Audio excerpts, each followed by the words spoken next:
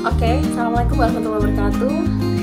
Dengan kostum yang sama karena saya sengaja meluangkan waktu sebelum kuliah berlangsung ya, untuk bikin hal positif seperti ini biar bisa spread knowledge gitu ya. Nah, saya lanjutkan di sini bagaimana mendirikan sebuah koperasi. Itu pertanyaan yang mudah tapi panjang jawabnya. Ini pengalaman saya aja. Di tahun 2012 saya mendirikan koperasi syariah bersama teman-teman. Jadi nggak bisa sendirian ya. Namanya juga seperti definisi tadi, itu adalah anggotanya orang per orang. Dimana anggota itu posisinya tertinggi ya dalam struktur organisasi koperasi. Jadi ya itu nanti kita bahas sendiri tentang strukturnya. Nah, sekarang bagaimana cara mendirikannya? Nah, itu tadi karena ini anggotanya orang per orang, yang saya bahas masih koperasi primer, maka kalian harus ngumpulin minimal 20 orang. Nah, waktu itu karena saya sebenarnya kenapa sih mendirikan sebuah koperasi syariah gitu ya? Karena S2 saya waktu di International Islamic University Malaysia, saya lulus di 2011 akhir. Itu saya tesis saya itu mengenai koperasi syariah, terutama dalam bentuk Baitul Mal wa Tanwil. Nah, nanti kita bahas detail ya apa itu Baitul Mal wa Tanwil, tapi yang jelas itu adalah salah satu bentuk dari koperasi yang berbasis syariah di Indonesia. Kemudian saya waktu itu terinspirasi dari apa yang sudah dilakukan oleh Sidogiri, Pondok Pesantren Sidogiri di Pasuruan. Itu keren, salut buat mereka. Jadi dari para guru ya, para ustadz waktu itu, kemudian ngumpul uang, uangnya nggak banyak tapi betul-betul digunakan dengan baik, terus sampai besar, sekarang sampai punya ratusan cabang di seluruh Indonesia. Oh man, itu amazing banget ya. Jadi saya terinspirasi dari itu. Sebenarnya bukan dari sisi berapa cabang yang harus dipunyai, tidak, tapi spiritnya itu yang wow gitu ya. Sehingga kenapa saya nggak melakukan hal yang sama di usia yang muda waktu itu di 2011 akhir. Kemudian saya coba ketik mimpi-mimpi saya, karena saya hobinya menulis juga, memang sejak dulu hobinya menulis. Itu saya bikin semacam proposal sederhana bagaimana apa mimpi-mimpi saya mengenai sebuah koperasi, namanya seperti apa dan seterusnya. Kemudian setelah saya menuliskan semua itu dalam bentuk proposal, kalian gak bisa melakukan itu sendiri ya, kalian harus curhat. Nah, waktu itu saya curhat saya ke teman saya, kayaknya pada nggak ngeh semua ya gitu, saya ngomong apa nggak nyambung. Terus akhirnya saya bertemu dengan satu sosok yang itu punya spirit yang sama, punya semangat yang sama, dan itu namanya Onis. Ya, Onis ini adik angkatan saya, EP 2005. Si Onis 2006 ya. Nah, Onis kemudian waktu itu dia lagi mengelola koperasi mahasiswa EP, Kopmep ya. Nah, kemudian saya ceritain, Onis saya pengen gini dengan semangat yang menggebu-gebunya. Oke Mbak, saya setuju. Dan akhirnya Onis adalah partner pertama saya. Kemudian yang kedua, kan gak cukup Onis aja ya, waktu itu kita kemana-mana Onis kayak gitu. Kemudian saya waktu itu ngajak satu lagi namanya Yusifa itu juga lebih junior lagi, sama waktu itu dia udah married ya, kita kan masih single waktu itu. Saya sama Onis saya sama Onis masih single udah menikah ya, sorry selalu lupa. Nah, kemudian waktu itu si Yusifa lagi hamil tua dan kita oyong kemana-mana untuk pendirian sebuah koperasi. Jadi kalian nggak bisa melakukannya sendiri, kalian harus punya teman ya, karena koperasi itu berbasis komunitas.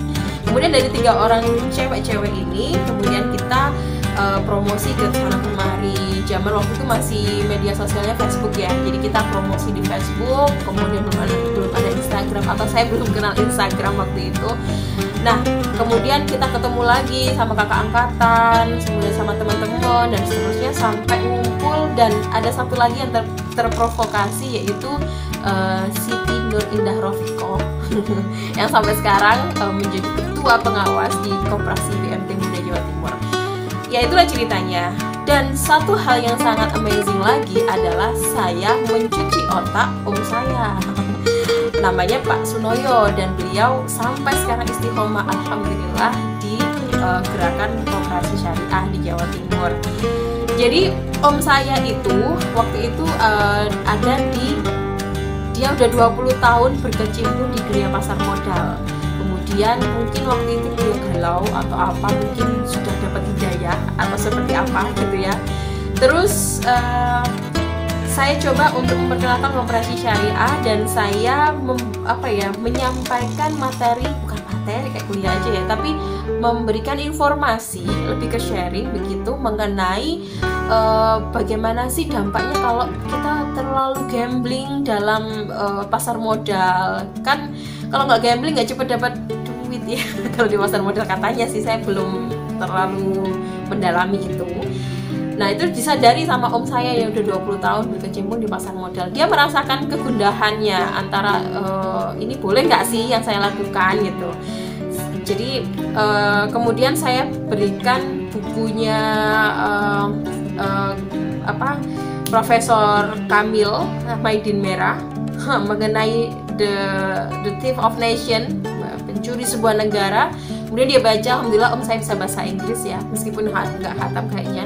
Terus saya ceritain, terus akhirnya dia punya, oke deh saya mau mendirikan koperasi syariah. Ya, itu bayangin dari yang dia pegangnya miliar, kemudian pegang uang recehan, itu amazing banget, salut buat om saya. Saya sampai sekarang tetap istiqomah gitu ya. Nah itu, jadi kita mendirikan nggak bisa sendiri gitu. Kemudian nggak bisa dipungkiri memang om saya itu sebagai pemodal. Jadi uangnya saya pakai. Saya ingat waktu mendirikan pertama kali itu, sini duitnya dari mana? Nggak ada duitnya. Terus kita udah istilahnya mendirikan, terus kan ada plang namanya. Itu orang-orang berdatangan. Jadi itu konyol banget mengenai pendirian sebuah koperasi. Tapi alhamdulillah itu bagian dari perjalanan hidup kami untuk bisa, katanya sih kalau sekarang istilahnya hijrah gitu ya. Tapi ya itulah memang hijrah gitu ya, memang seperti itu. Oke, saya lanjutkan. Udah ngumpul tuh orang-orang. Kemudian ada Mas Rumaya juga, kayaknya udah menikah deh orang sama Mas Rumaya juga. Oh sudah menikah si Onis. Nah itu saya Mas Rumaya itu senior saya dan juga dosen di Unair waktu itu. Kemudian beberapa teman-teman yang lain, terus kita ngumpul, ayo kita mendirikan ini. Tapi nggak bisa dipungkiri ya, tetap harus ada satu orang yang disebutkan founder, dan dia harus punya semangat yang tinggi, tidak pantang menyerah, dan punya knowledge mengenai koperasi. Kalaupun dia belum punya knowledge, itu dia sangat bersemangat untuk mencari informasi mengenai koperasi syariah. Jadi jangan dibayangin berdirinya koperasi syariah pertama kali, yang kita dirikan pertama kali itu udah perfect segala macam, enggak ya. Kita belajar sampai detik ini pun masih belajar. Jadi kalau ada kesalahan mohon dimaklumi gitu ya.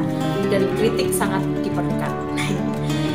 Oke, itu jadi harus ada founder, kemudian punya tekad yang kuat dan mau belajar. Belajar itu nggak bisa, oke saya sekarang belajar terus besok nggak bisa. Belajar itu sepanjang hayat ya, sampai akhirnya di mana ya, ketika udah nggak bernafas lagi baru kita nggak belajar gitu ya. Jadi sampai kita, selama kita hidup, selama masih bernafas kita masih belajar. Itu. Kemudian nah itu ya, jadi step pertama untuk mendirikan sebuah koperasi ya itu dulu ngumpul, terus tentukan struktur organisasinya gitu ya. Jadi dalam satu koperasi itu harus punya pengawas, harus punya itu minimal satu orang lah pengawas, jadi nggak usah banyak-banyak. Terus pengurus itu ada ketua, ada sekretaris bendara. Saya sarankan itu jumlahnya ganjil. Kenapa ganjil? Karena kalau misalnya deadlock, saya pengen ini sampai ini nggak ketemu kalau jumlahnya genap karena imbang. Tapi kalau ganjil pasti ada yang menang. Oke, pengawas sama pengurus itu struktur organisasinya. Kalau misalnya pengurusnya nggak bisa hadir setiap hari, sok sibuk seperti saya misalnya karena ada aktivitas di luar, maka kita bisa mengangkat pengelola. Pengelola itu kayak semacam karyawan gitu ya kalau di sebuah PT. Nah itu bisa kita rekrut. Tapi kalau di awal-awal dulu kita nggak sampai ke pengelola, jadi hanya pengawas kemudian sama pengurusnya. Nah, kebetulan saya ketuanya, sampai sekarang belum ada yang menggantikan. Itu mengenai pendirian koperasi, kemudian tentukan nama koperasinya. Nah, saya ini orangnya kurang kreatif. Jadi kayak apa ya, nama kita menentukan nama juga Mandiri Ukhuwah Persada, namanya kan Koperasi BMT Mandiri Ukhuwah Persada. Itu lama ya. Jadi ada yang urun rembuk, harus ada bahasa Sanskertanya, karena kita kan di Jawa, masa nggak ada Sanskertanya. Harus ada yang Arabiknya, kan kita koperasi syariah, harus ada bahasa Indonesia. Oh man, jadi ngumpulin ide banyak orang itu mungkin kelemahan dari koperasi, nggak bisa ngambil keputusan cepat ya. Jadi kita harus mengakomodir banyak masukan dari teman-teman kita, oke? Kemudian akhirnya tercetuslah Mandiri Ukhuwah Persada. Sebenarnya awalnya ngawur, tapi sedih pikir-pikir kalau orang Jawa itu otak-atik gatuk gitu ya. Jadi kita harus mandiri dulu, kemudian bersama ukhuwah, kemudian kita menuju persada bersama-sama gitu deh. Terus kan ketika pengajuan kok panjang banget namanya Mandiri Ukhuwah Persada, nggak enak gitu ya. Terus akhirnya Onis tuh memang dia otak kanannya udah bermain ya, Mbak ini disingkat aja, oke. Urutnya saya akhirnya waktu menyarankan gimana kalau BMT MUP MUP Mandiri Ukhuwah Persada, jadi kayak asal singkat gitu. Nggak enak banget MUP gitu, nggak elegan gitu. Terus akhirnya dia oke, besok dibahas lagi gitu. Terus akhirnya Mbak gimana kalau singkatannya adalah BMT Muda gitu. Kayaknya menarik. Oke deh, BMT Muda. Jadi namanya itu juga ya hasil musyawarah, tapi musyawarahnya agak guyonan juga. Oke, itulah kekeluargaan ya di situ. Jadi akhirnya sampai sekarang menjadi BMT Muda dan selamanya everlasting muda gitu ya. Meskipun usia terus bertambah tapi tetap muda gitu. Ya itulah. Terus tentukan logo. Logo pun karena bukan orang IT atau yang jago desain, udahlah serahkan ya pada orang. Waktu itu kita bayar 50.000 untuk desainin logo. Terus katanya dia, logonya gimana Mbak? Gak tahu, pokoknya logo deh gitu. Terus akhirnya dia yang menentukan logonya, dan alhamdulillah memang kita nggak salah pilih. Itu namanya Bu Novi, dia di desain grafis. Dia bukan lulusan desain grafis, tapi dia jago di desain grafis. Beliau alumni ITS dan beliau sangat high filosofi menurut saya, dan jadilah logo BMT Muda yang sekarang itu adalah desainnya Bu Novi. Thanks Bu Novi. Kemudian motonya apa? Nah, kalau kita berdaya mandiri sejahtera, jadi harus berdaya dulu dong kita biar punya ya namanya juga fresh graduate mah kantong masih kering gitu ya. Jadi kita harus berdaya dulu, nanti mandiri baru persada berdaya mandiri sejahtera bersama-sama kayak gitu. Ya kita bikinnya kalau orang EP ya, orang ekonomi pembangunan itu terbiasa diajari untuk belajar berpikir jangka pendek, menengah, panjang gitu ya. Jangka pendeknya kita berdaya dulu deh gitu, 5 tahun pertama, habis itu 5 tahun kedua menengahnya kita harus mandiri, 5 tahun berikutnya kita harus sejahtera bersama-sama gitulah. Kemudian logo, moto, dan badan hukum segera diurus. Jangan, boleh sih yang namanya pra-operasional koperasi. Jadi kayak misalnya kan belum ada badan hukumnya, masa kita nggak boleh operasi dulu? Justru diperlukan pra-operasional koperasi. Jadi, tapi nggak boleh lama-lama ya. Jadi kalau waktu itu kita November, kemudian masih nyusun nyari anggota segala macam. Januari tanggal 12 kita launching, dan ini yang penting ya, kalian harus punya base camp. Base camp tuh nggak harus yang kantor bagus megah, aduh jauh kita waktu itu. Sekali lagi thanks Om. Itu adalah pakai garasinya Om, bekas. Jadi bawah itu garasi, atas itu dulu dipakai itu studio musik. Studio musiknya nggak keren juga sih, kayak misalnya orkesan. Om saya itu dulu punya orkes Melayu namanya Sabrina gitu ya. Terus saya suruh hijrah diganti dengan Koperasi Syariah. Amazing. Nah udah gitu, terus akhirnya itu kita sulap menjadi BMT ya, jadi kantornya. Jadi nggak usah yang heboh gitu lah gitu, yang penting ada aktivitas, esensinya dapat. Oke. Yang penting ada base camp, ada alamat yang nanti ketika pengurusan badan hukum itu pasti akan ditanyakan gitu.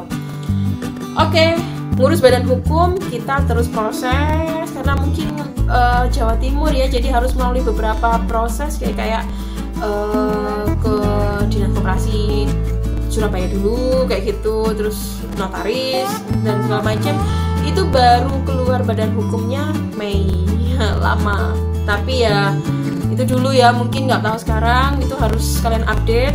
Jadi kadang kalau kita baca di buku-buku step pendirian koperasi ya, itu memang general at the time gitu ya. Jadi kadang setiap periode itu kadang beda-beda peraturannya. Jadi saya sarankan kalian harus update ke dinas koperasi masing-masing ya. Oke. Nah, kemudian itu sih. Jadi apa yang harus kalian siapkan terlebih dahulu sebelum mendirikan sebuah koperasi ya, at least tadi. Kita lanjutin lagi di video selanjutnya ya, mengenai gimana sih tips-tips yang lain dalam menjalankan sebuah koperasi syariah. Oke, well, thank you. Bye. Assalamualaikum warahmatullahi wabarakatuh.